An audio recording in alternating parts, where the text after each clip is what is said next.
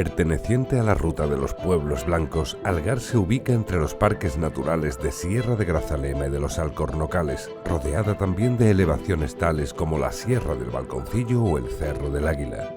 Su historia es sensiblemente distinta a la del resto de poblaciones que la rodean. A pesar de que aparecen restos humanos desde el Neolítico, el origen de la población es de 1773. Creada por el rico comerciante Domingo López de Carvajal, a la muerte de su padre en 1717, emigra a México, donde queda cautivado por el culto a la Virgen de Guadalupe del Tepeyac. Cuenta la leyenda que a su regreso a la península, la nao es azotada por una terrible tormenta en medio de la mar, y él se encomienda a la Virgen del Tepeyac con la promesa de erigir una iglesia en tierras españolas. Y es así que con la riqueza amasada en América compró unas de esas en 1757 para posteriormente poblarlas con colonos.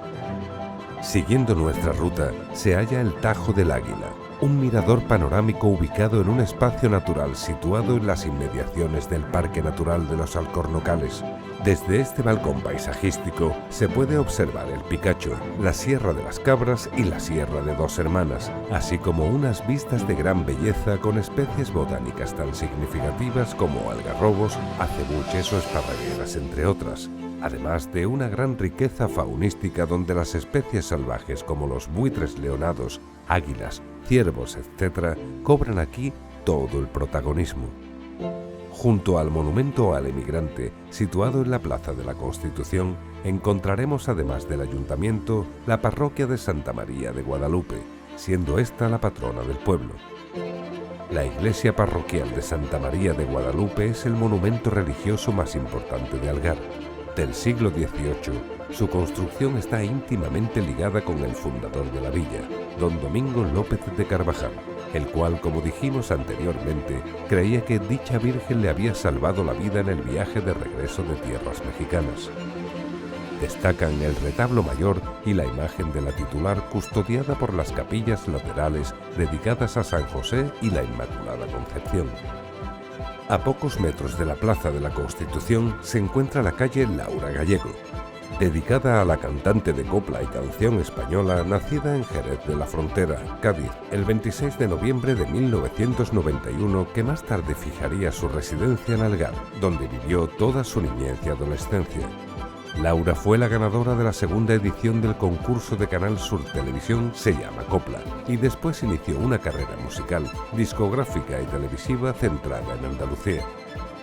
Adentrándonos más en el pueblo, podemos encontrar distintos negocios que lo caracterizan, como la famosa panadería Algar Sánchez, que continúa en su cuarta generación desde el siglo XIX, cuando el bisabuelo de la misma trabajaba de forma tradicional en el Molino Carvajal.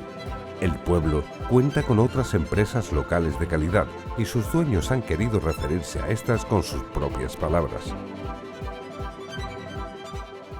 La empresa se fundó en el 89, la fundó mi padre. Somos 5 hermanos, los 5 hermanos trabajamos juntos y nos dedicamos a la carne de caza, especialmente el venado, el ciervo y el jabalí.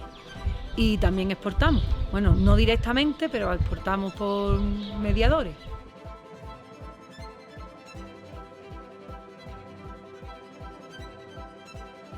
Los trabajadores que hay aquí en la empresa son todos aquí, del pueblo, pero también solemos contratar gente de fuera, depende de la temporada, cuando esté más alta o más baja. Ahora mismo aquí en Algar hay bastante gente que tiene conocimientos de trabajar la piel y no hace falta de ir por gente fuera.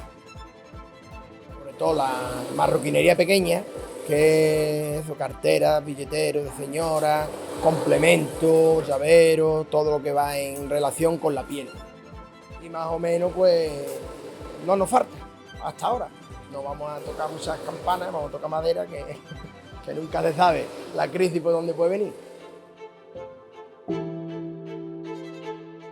Esto es Algar, un pueblo lleno de rincones que visitar, rodeado de naturaleza y tradición, en el corazón de Cádiz. Visita nuestras redes sociales para seguir conociendo los secretos de los pueblos blancos.